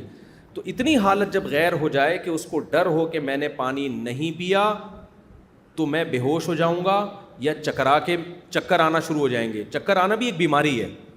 اگر پیاس کی شدت سے آپ کا دماغ گھوم رہا ہے تو پھر یہ بھی بیماری میں آ جاتی ہے. یہ چیز دماغ گھوم رہا ہے, شوگر, خوراک کی کمی سے شوگر لیول ڈاؤن ہو گیا, شوگر کے پیشنٹ کے ساتھ جیسے کہ ہوتا ہے, مرنے کا خطرہ ہو گیا, بیمار ہونے کا خطرہ ہو گیا, تو اب یہ روزہ توڑنے کا شرعی عذر ہے, لہذا ایسی صورت میں وہ روزہ توڑ سکتا ہے. تو ایسا مزدور روز روزہ رکھے گا اور جب حالت غیر ہونے لگے گی تو روز روزہ توڑے گا, اس کو انشاءاللہ کوئی گناہ نہیں ہوگا, کیونکہ ایسے مزدور کے لیے ہمارے پاس روزہ چھوڑنے کی دلیل نہیں ہے, توڑنے کی شرعی دلیل موجود ہے. تو ہم نے اللہ کے حکم کو فالو کرنا ہے. اب لبرل لوگ کہتے ہیں یہ کیا یار, جب توڑنا ہی ہے تو رکھ کیوں رہے ہو, رکھوا کیوں رہے ہو؟ بھائی رکھوا بھی اللہ کے حکم سے رہے ہیں, توڑوا بھی اللہ کے حکم سے رہے. ہم حکم کے پابند ہیں. ایسا اجتہاد کرنا نا مارکیٹ میں کہ جس کا کوئی نص سے سہارا ہی نہ ملتا ہو, یہ اجتہاد آج کل کے نام نہاد اسکالرز کا کام ہے. یہ مفتیان کرام کا ان کا کام, مفتیان کرام کا کام نہیں. مفتی آپ کو نصوص بتائے گا کہ بھائی چھوڑنے کی اجازت صرف سفر میں اور بیماری میں ہے, تو چھوڑے گا نہیں, توڑ سکتا ہے, لیکن اس کنڈیشن میں آ کے بعد میں پھر سارے روزے قضا کرے. وہ سمجھتے ہو کہ نہیں سمجھتے؟ رکھنے پھر بھی پڑیں گے اگر مسافر نہیں ہے. اول تو مزدور لوگ بہت سارے مسافر بھی ہوتے ہیں, 15 دن سے کم کہیں ٹھہرنے کی انہوں نے نیت کی ہوئی ہوتی ہے, تو پھر وہ مسافروں کے حکم میں آ جاتے ہیں, اس مسافر ہونے سے فائدہ اٹھائے. اسی طرح ہمارے کھلاڑی کرکٹ کے میچز کھیل رہے ہوتے ہیں, تو بعض کھلاڑی, اول تو اللہ کا شکر ہے ہمارے کھلاڑیوں میں میجورٹی روزے بھی رکھتی ہے, نماز بھی پڑھتی ہے, لیکن بعض کھلاڑی اس طرح کی باتیں کرتے ہیں ایکچولی ہم اگر روزہ رکھ کے ایکچولی ہم جب کرکٹ کھیلیں گے تو ہمیں ہارنے کا امکان ہے, تو پوری قوم کا فیوچر داؤ پہ لگ جائے گا, پوری قوم ذلیل ہوگی, بدنام ہوگی, تو ہم قوم کے وسیع تر مفاد میں فی الحال روزہ چھوڑ دیتے ہیں, بعد میں قضا کر لیں گے. بھائی ملک اگر میچ ہارے گا تو لوگ کہتے ہیں کہ بدنامی ہوتی ہے نا, تو اصل میں قوم کے وسیع تر مفاد میں ہمیں ہر 1 گھنٹے بعد کافی چاہیے ہوتی ہے کھیلنے کے لیے. فٹ بال کھیل رہے ہیں, کرکٹ کھیل رہے ہیں, تو ایکچولی اگر ہم نے روزہ چھوڑ دیا تو ایکچولی ہمارے اپنی خاطر نہیں, یہ کس کی خاطر؟ قوم کی خاطر. تو یہ ایسی خاطر ہے کہ اس میں آپ اللہ کو خاطر میں نہیں لا رہے, قوم کو خاطر میں لا رہے ہو. تو رمضان کا روزہ اسلام کا رکن ہے, آپ میچ جیتیں یا ہاریں آپ کو روزہ رکھنا پڑے گا اگر آپ مسافر نہیں ہیں. ہاں کسی شہر میں 15 دن سے کم کی نیت آپ نے کی ہوئی ہے ٹھہرنے کی, پھر آپ مسافر ہیں, پھر آپ چھوڑ سکتے ہیں. لیکن 15 دن اسٹے کی نیت کر لی ہے تو آپ نہ کرکٹ کی وجہ سے, نہ قوم کے وسیع تر مفاد کی وجہ سے, اور نہ کسی اور حکمت سے آپ روزہ چھوڑ سکتے ہیں. سمجھتے ہو کہ نہیں سمجھتے؟ تو یہ کچھ اہم احکام ہیں. اسی طرح میرے بھائی خواتین جو پریگننٹ ہوتی ہیں یا بچے کو فیڈ کرا رہی ہوتی ہیں وہ بھی بڑے آرام سے روزہ چھوڑ دیتی ہیں. اور خواتین میں مشہور ہے کہ پریگننٹ خواتین پہ روزے فرض نہیں ہیں, فیڈ کرانے والی عورتوں پہ روزے فرض نہیں ہیں. نا نا نا نا نا نا, یہاں بھی وہی ہے کہ اگر روزہ چھوڑ کے بیمار ہونے کا غالب گمان ہو تو روزہ چھوڑنے کی اجازت ہے. پریگننسی بذات خود کوئی بیماری نہیں ہے. اسی طرح بچے کو فیڈ کرانے سے خود کے بیمار ہونے یا جو بچے کو فیڈ کرا رہی ہیں خواتین, وہ اگر روزہ رکھیں گی تو خود بیمار ہونے کا یا بچے کے بیمار ہونے کا خطرہ ہے تو وہ روزہ چھوڑ سکتی ہیں.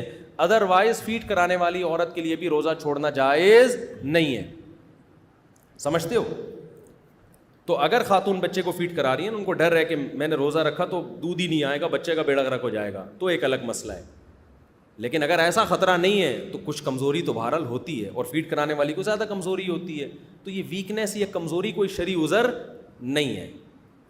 ایسا تھوڑی ہے کہ روزہ رکھ کے آپ ایک دم ڈولے چھولے بننا شروع ہو جائیں آپ کے, تو کمزوری تو ہوگی نا, روزہ رکھ رہے ہو نا, کھانا پینا چھوڑ رہے ہو. تو اس لیے یہ شرعی آزار ہیں. اس کے علاوہ بس 2 چیزیں یاد رکھیں, بیمار اور مسافر, اور اس میں مرنا بھی داخل ہے. جب ظاہر ہے بیماری کے خوف سے توڑ سکتے ہیں تو موت کے خوف سے تو بدری اولا توڑ سکتے ہیں. کراچی میں آپ کو یاد ہے ایک دن بہت شدید گرمی پڑی تھی, تو روزے میں بہت سے لوگوں کے جنازے اٹھے تھے. ان میں لوگ بہت سے فنٹر بننے کی کوشش کی تھی. اب ہیٹ اسٹروک کی وجہ سے وہ مر رہے ہیں. لوگ کہہ رہے ہیں پانی پی لے, وہ کہہ رہے ہیں نہیں خدا کو منہ دکھانا ہے. اور بھائی خدا خود کہہ رہا ہے کہ جان بچا تو پانی پی یار. ہمارے ادھر ایک بڑے نیک آدمی تھے ماشاءاللہ, ان کو بھی پانی کا مسئلہ تھا نا, پانی کی کمی سے ایک دم ان کی طبیعت خراب ہو جاتی تھی. روزہ رکھا ہوا تھا گرمیوں میں, ان کی طبیعت خراب ہوئی, پانی کہہ رہے ہیں پی لو, نہیں. میں نے ان کو لے کر گیا وضو خانے کی طرف, میں نے کہا ان کو نا گن پوائنٹ پہ چھڑکاؤ کرے ان کے اوپر, زبردستی پلایا. تو ایسے موقع پہ اگر مریض خود بھی نہیں پی رہا نا, فنٹر گیری کی کوشش کر رہا ہے, فنٹر بن رہا ہے, تو آپ لوگوں کی ذمہ داری ہے زبردستی اس کے منہ پہ بوتل چڑھا دیں. مرے گا نا تو اس کو تو گناہ ملے گا, آپ کو بھی ملے گا گناہ. تو جان بچانے کے لیے روزہ توڑنا فرض ہے, صرف جائز نہیں ہے بلکہ کیا ہے, فرض ہے. تو یہ اس کا خیال کریں. اگر غلطی سے منہ میں پانی چلا جائے تو روزہ ٹوٹ جائے گا, صرف قضا ہوگی یا کفارہ. دیکھو حدیث میں آتا ہے بھولے سے کوئی کھا لے یا پی لے تو روزہ نہیں ٹوٹتا. غلطی سے کے بارے میں کوئی حدیث نہیں ہے. غلطی کے بارے میں, غلطی سے کھانا الگ چیز ہے, بھولے سے کھانا الگ چیز ہے. دونوں میں فرق کیا ہے؟ مثال کے طور پر بھولے سے کھانا تو آپ کو روزہ یاد ہی نہیں تھا, آپ نے پھوڑ پھاڑ کے طبیعت سے بیٹھ گیا, اس کے بعد ڈکار آئی تو یاد, اڑے میرا تو روزہ تھا. ہوتا ہے ایسے. ہمارے بھائی صاحب تھے, بڑے تھے کیا ہیں, تو انہوں نے ایک نفلی روزہ رکھا ہوا تھا. میں ان سے ملنے کے لیے گیا, 4:30-5 بجے کا ٹائم تھا, افطاری میں 1-1.5 گھنٹہ باقی تھا یا 2 گھنٹے باقی ہوں گے. مجھے بھوک لگ رہی تھی, میں نے کہا کھانا, تو کھانا آیا تو انہوں نے بھی کھایا, دبا کے کھایا. کھانا کھایا, اس کے بعد انہوں نے کڑک سی چائے پی, پانی پیا, چائے پی, اس کے بعد بیٹھ گئے. ایک دم ان کو اڑے میرا تو کیا تھا, روزہ تھا. ہم نے کہا کوئی بات نہیں, کھانا بھی ہو گیا, روزے کا ثواب بھی. اب کچھ نہیں کھاؤ بھائی, اب یاد آ گیا 1 گھنٹے بعد پھر افطاری کر لو یا 1 آدھ کھجور کھا لو, جو بھی کرنا ہے. تو یہ اللہ کی رحمت ہے کہ بھولے سے جتنا مرضی کھا لو اس سے روزہ نہیں ٹوٹتا. ایک ہوتا ہے غلطی سے کھانا. غلطی سے کھانا کیا ہوتا ہے؟ آپ سمجھے کہ بھائی 6:30 بجے افطاری کا ٹائم ہے, گھڑی آپ کی 6:30 بجا رہی ہے, حالانکہ 6 بج رہے تھے. بچے نے آپ کی گھڑی کی سوئی آگے گھما دی. آپ نے کہا یار مؤذن کا دماغ خراب ہو گیا, اذان ہی نہیں دے رہا, 6:30 کیا 6:45 ہو گئے ہیں, اب تو بسم اللہ ہی وہ اللہم لک صمت پڑھ کے آپ نے شروع کر دیا. تو ایک نوالا بھی پیٹ میں گیا نا آپ کے, تو روزہ آپ کا ٹوٹ گیا, کیونکہ یہ بھولے سے نہیں کھایا آپ نے, روزہ آپ کو یاد ہے, یہ غلطی سے کیا ہے, غلط فہمی ہوئی ہے آپ کو. آپ سمجھے تھے کہ افطاری کا وقت ہو گیا ہے, حالانکہ افطاری کا وقت نہیں ہوا. اس بارے میں کوئی حدیث نہیں ہے کہ اس سے روزہ نہیں ٹوٹتا, اس سے روزہ ٹوٹ جاتا ہے, کیونکہ اس میں آپ کی کسی نہ کسی درجے میں آپ کی کوتاہی ہے. بھولے سے میں آپ کی کوئی کوتاہی نہیں ہے, بھول کی نسبت اللہ کی طرف ہوگی. اس میں آپ کی کوتاہی ہے کہ یار 1 گھڑی میں کیوں, تو 4 گھڑیوں میں دیکھ لیتے نا, گھڑیاں تو آگے پیچھے ہوتی ہیں. اسی طرح بعض دفعہ یہ ہوتا ہے مؤذن صاحب کی گھڑی غلط تھی, انہوں نے اذان دے دی 6 بجے ہی, پورے محلے نے کھا لیا, تو یہاں بھی غلطی سے ٹوٹا ہے, بھولے سے نہیں ٹوٹا. تو غلطی سے ٹوٹنے سے روزہ نہیں ٹوٹتا, اس بارے میں کوئی حدیث نہیں ہے, لہذا اس میں روزہ آپ کا ٹوٹ جائے گا. لیکن چونکہ آپ کی طرف سے جرم نہیں ہوا تو اس روزے کا کفارہ نہیں ہے, صرف قضا ہے, غلطی آپ کی نہیں ہے. گھڑی میں بھی آپ نے جان کر تو نہیں کیا نا, ہو گیا تو کفارہ نہیں ہے. اسی طرح بعض دفعہ آپ کیا کر رہے تھے کہ وضو کر کے آپ کو یاد ہے کہ میرا روزہ ہے, تو منہ بھر کے آپ نے قلی کی, اس میں 2 قطرے آپ کے حلق میں چلے گئے, تو یہ بھولے سے روزہ نہیں ٹوٹا. یہ کیسے ٹوٹا ہے؟ غلطی سے ٹوٹا ہے. یہاں بھی روزہ آپ کا ٹوٹ جائے گا, لیکن کفارہ آپ پہ لازم نہیں ہوگا, کیونکہ آپ نے جان کر پانی نہیں نگلا. سمجھتے ہو کہ نہیں سمجھتے ہو؟ تو اسی طرح سحری کا وقت ختم ہو گیا تھا, آپ سمجھے ختم نہیں ہوا اور آپ نے 2 پراٹھے مزید پھوڑ لیے. بعد میں دیکھو ابے یہ کیا ہو گیا بھائی, سحری کا وقت تو ختم ہو گیا, آدھا گھنٹہ ہو چکا ہے. تو یہ بھی بھولے سے نہیں ہے, بلکہ کیا ہے, غلطی سے ہے, لہذا آپ کا روزہ گیا. سمجھتے ہو؟ تو اس میں قضا لازم ہے, کفارہ لازم نہیں ہے.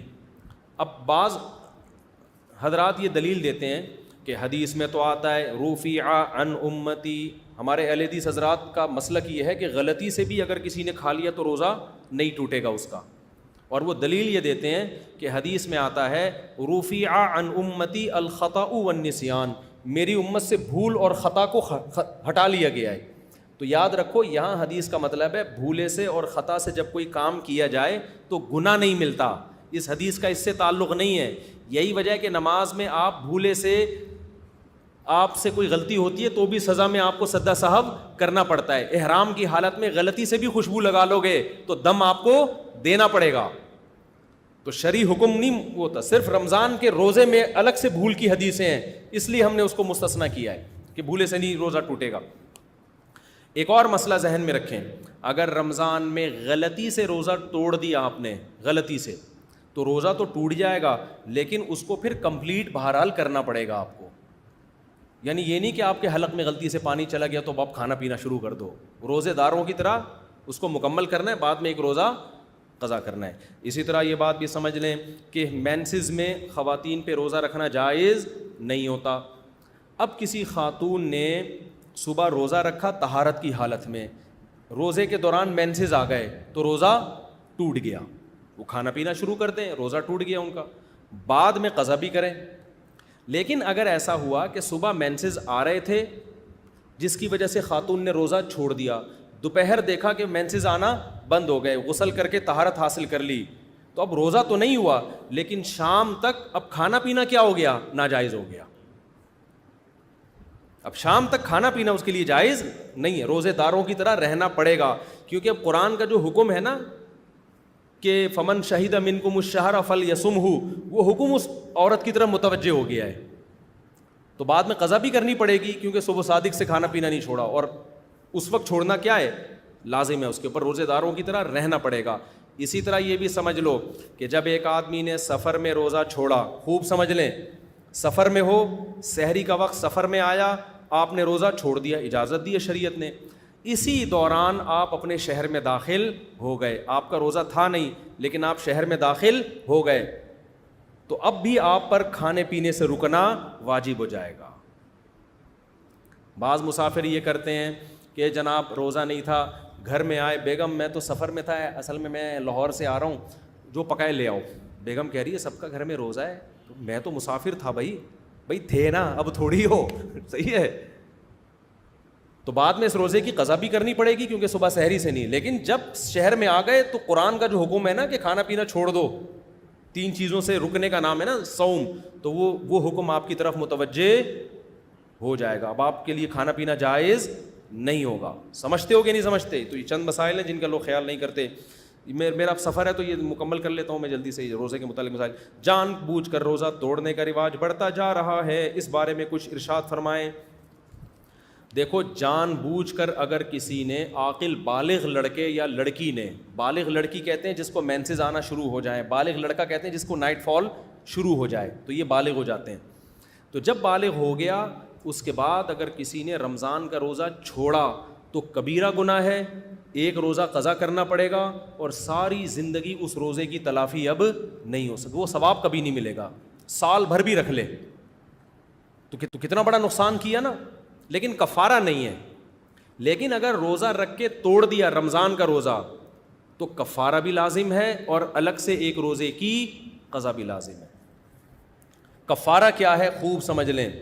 جس نے رمضان کا روزہ جان کر توڑ دیا تو 60 روزے اس کو لگاتار رکھنے پڑیں گے.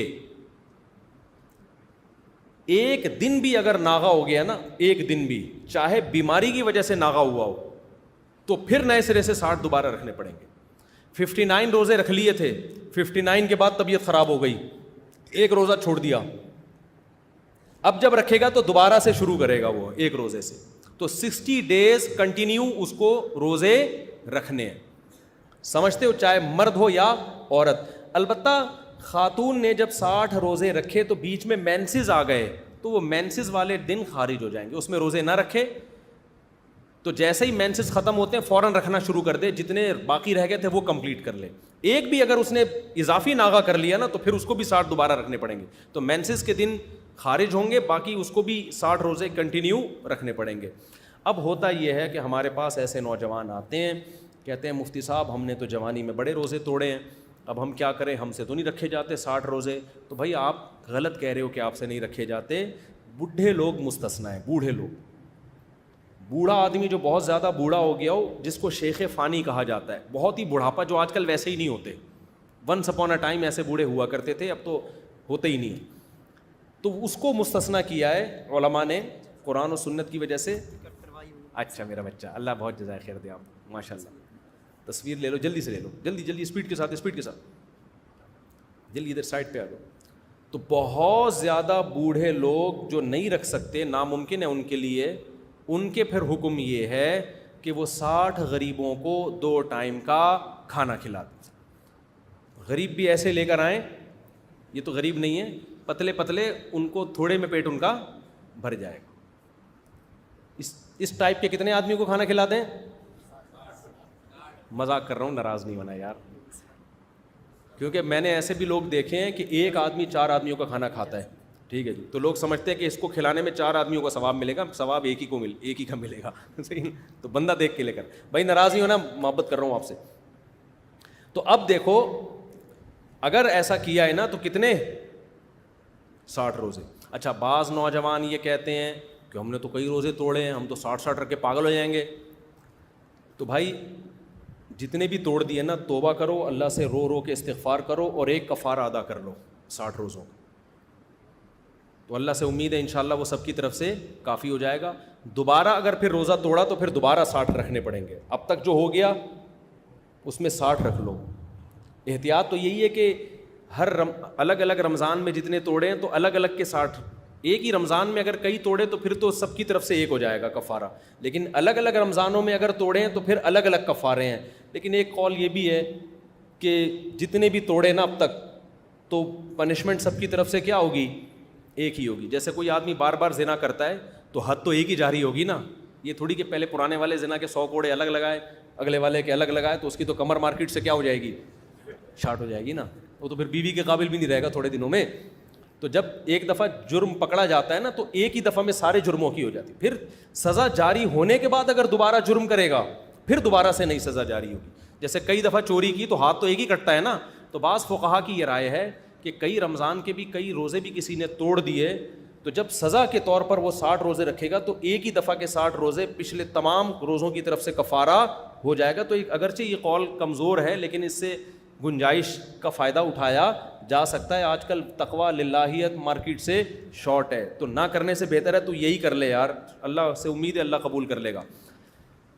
یہ بات. اچھا ایک بات ذہن میں رکھو, ہینڈ پریکٹس سے اگر کسی نے روزہ توڑا ہے تو اس سے روزہ ٹوٹے گا, شدید گناہ بھی ملے گا, لیکن اس میں صرف قضا ہے, کفارہ لازم نہیں ہے.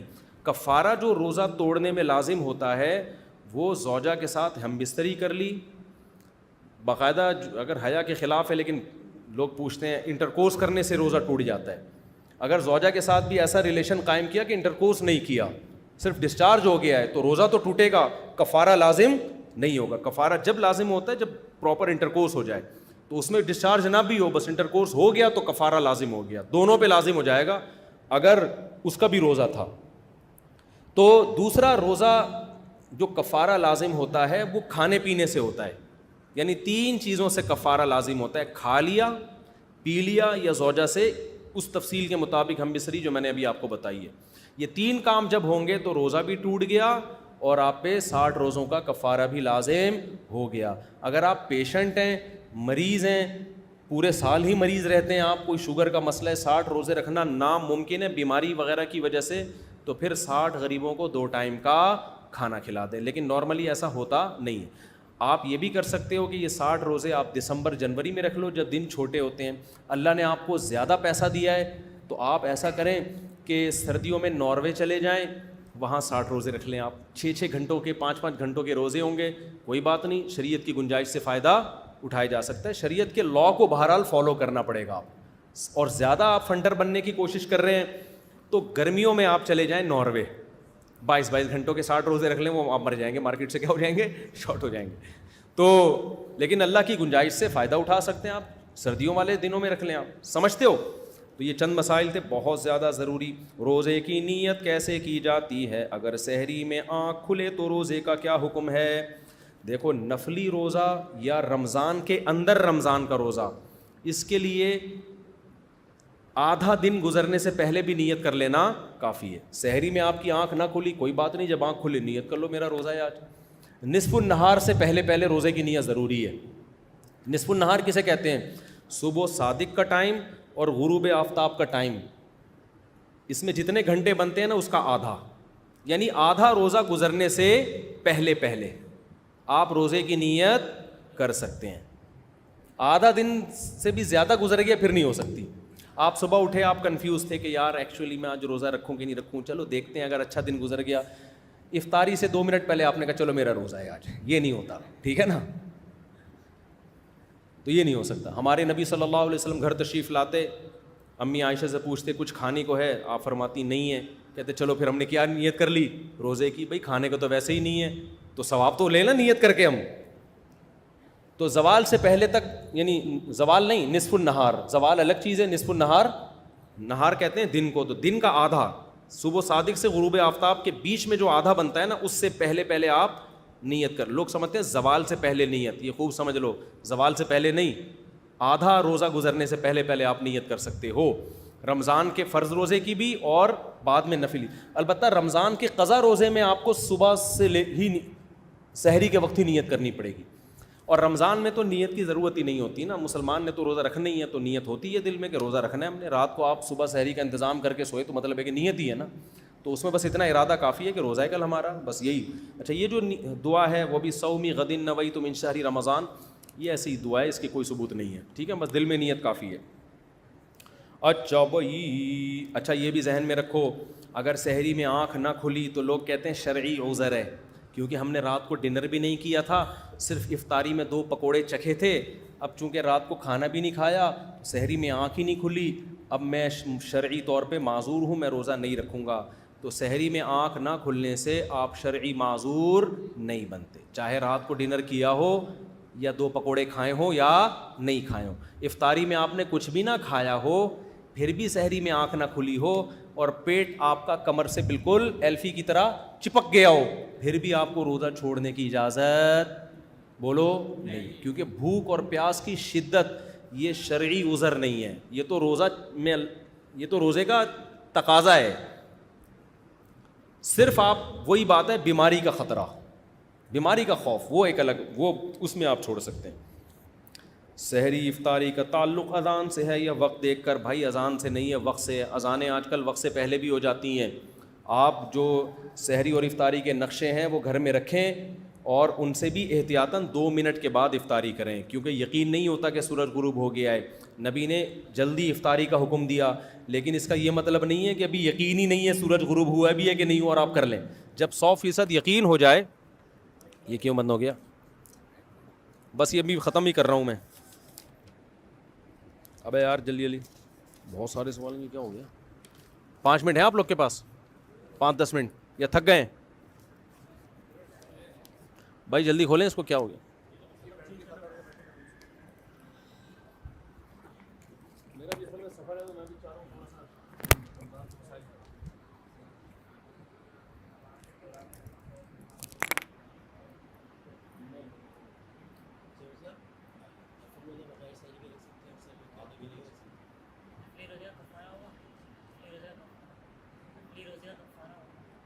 اگر توڑ دیا تو کفارہ نہیں, دوبارہ رکھیں.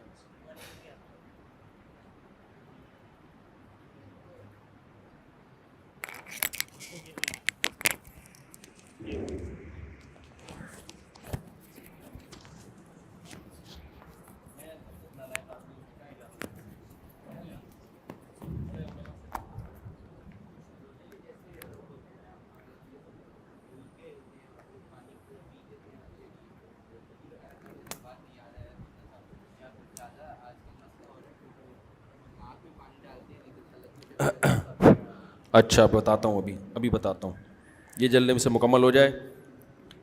افطاری میں کیا کھانا سنت ہے, سحری میں کیا کھانا چاہیے؟ افطاری میں کھجور سے افطاری کریں, اور سحری میں بھی کھجور کھائیں.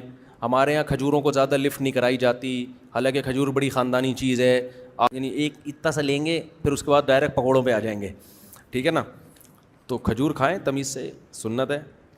اچھا بھائی, سحری میں کیا کھانا چاہیے؟ جو مرضی کھائیں, بس ڈاکٹروں سے پوچھ کے کھائیں, ٹھیک ہے نا, حکیموں سے پوچھ کے کھائیں. رمضان میں ذخیرہ اندوزی کے بارے میں ہمیں بتائے. قیمتیں بڑھائی جاتی ہیں, اس کا کیا وبال ہے؟ یہ گورنمنٹ کا کام ہے بھائی. تراویح میں دیکھ کر قرآن پڑھ سکتے ہیں, نہیں پڑھ سکتے. کیا مقتدی امام کے پیچھے تراویح میں قرآن دیکھ کر سن سکتے ہیں, نہیں سن سکتے. پھر دلائل بعد میں, ابھی بہت زیادہ ہو گیا, میں اور بھی دنیا میں غم ہے میرے. رمضان بغیر داڑھی والا ہو گیا رمضان, اس کو آپریشن کر دیا. اور کوئی رمضان سے متعلق مسئلہ پوچھنا ہے تو پوچھیں, پھر میں چھٹی کرتا ہوں. رمضان سے متعلق بس 2-4 سوال ہم لے لیتے ہیں, پھر باقی سوال بعد میں اگلے بلیٹن میں. پچھلے رمضان میں جو 2 روزے کھائے ہیں اب تک وہ نہیں رکھے. 2 روزے کھائے ہیں پچھلے رمضان میں؟ کس نے کھائے؟ بیماری کی وجہ سے. اچھا, میں نے کہا شاید ہم نے بھی کھائے. وہ روزے نہیں رکھے. اب رکھیں یار, اب اس کا کیا؟ بس رکھیں, جلدی سے قضا رکھیں, اگلے رمضان سے پہلے پہلے قضا کر لیں, اور چلیں آگے.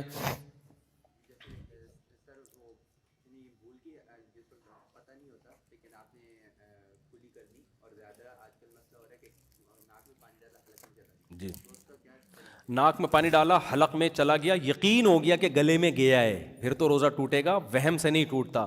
بعض لوگ ناک میں پانی ڈالتے ہیں دماغ پہ چڑھ جاتا ہے, وہ اس سے بھی روزہ نہیں ٹوٹتا, لیکن یہ کام کریں نہیں, تھوڑا سا پانی ڈالیں ناک میں. اچھا یہ بھی ایک اہم مسئلہ ہے, روزے میں جب کلی کرتے ہیں نا تو ایک دفعہ تھوک پھینک دیں بس کافی ہے. وہمی لوگ تھوک پھینکتے ہی رہتے ہیں, یوں کر کے نا جمع کر کہ کہیں ایسا نہ ہو کہ حلق, تو ایک دفعہ کلی کر کے تھوک پھینک دیا تاکہ تری ختم ہو جائے, اس کے بعد جو تری رہ بھی جائے گی وہ معاف ہے. وہمی نہ بنے کہ ٹیشو سے زبان کو صاف کر رہے ہیں, یہ لوگ میں نے دیکھا ہے وضو کر کے نا مسلسل تھوکتے رہتے ہیں بیٹھ کے, تو وہمی نہ بنو بھائی, نارمل زندگی گزارو. ناک کا بھی یہی رپورٹ ہے, یوں کریں بس. غسل کیسے کریں؟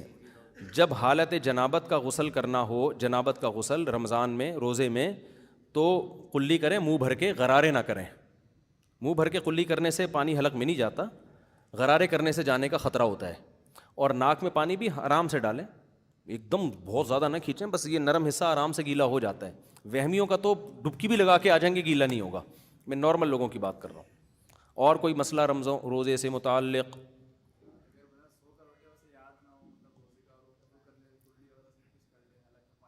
اگر حلق میں پانی چلا گیا تو روزہ ٹوٹ جائے گا بھائی. ٹوتھ پیسٹ روزے کی حالت میں نہیں کر سکتے, جائز یعنی مکروہ ہے, ناپسندیدہ ہے, روزہ نہیں ٹوٹے گا. مکروہ اور ناپسندیدہ اس لیے ہے کہ اس کا غالب گمان ہوتا ہے حلق میں ذرات پہنچنے کا, تو روزہ توڑنا بھی جائز نہیں, ایسا کام بھی جائز نہیں کہ روزہ توڑنے کے آپ خطرہ ہو. پھر بھی کوئی بہت احتیاط سے کر رہا ہو یا اسمیل بہت آ رہی ہو تو پھر ایک مجبوری ہے, لیکن مسواک کرو نا, آرگینک چیز ہے, فائدہ مند چیز ہے. مسواک کرنے میں اگر بالفرض خدا نخواستہ کوئی ذرہ حلق میں چلا بھی گیا تو اس سے روزہ نہیں ٹوٹتا. سمجھتے ہو نا, جان کرنا لے کے جاؤ کہ مسواک ہی کھانا شروع کر دیا آپ نے کہ یار چلو کچھ تو کھائیں. جی ٹریڈنگ کی غرض سے روزے میں سوئمنگ کرنی پڑ جائے تو منہ باہر رکھ کے کرتے رہیں, یا منہ اندر لے جائیں, پانی حلق میں نہ لے کے جائیں. لیکن ایسا کام روزے میں کرنا کہ اتنی شدت سے روزہ رکھے کہ توڑنے کا خطرہ ہونا شروع ہو جائے, نہ کریں نا. آپ افطاری کے بعد سوئمنگ کر لیں, بہرحال جائز ہے, سوئمنگ بھی کر سکتے ہیں, جاگنگ بھی. ہم جب بچپن میں گرمیوں کا روزہ تھا, ہم روزہ رکھ کے صبح کرکٹ کھیلتے تھے, ایسے پاگل تھے ہم لوگ, اسٹیمنا تھا بھائی.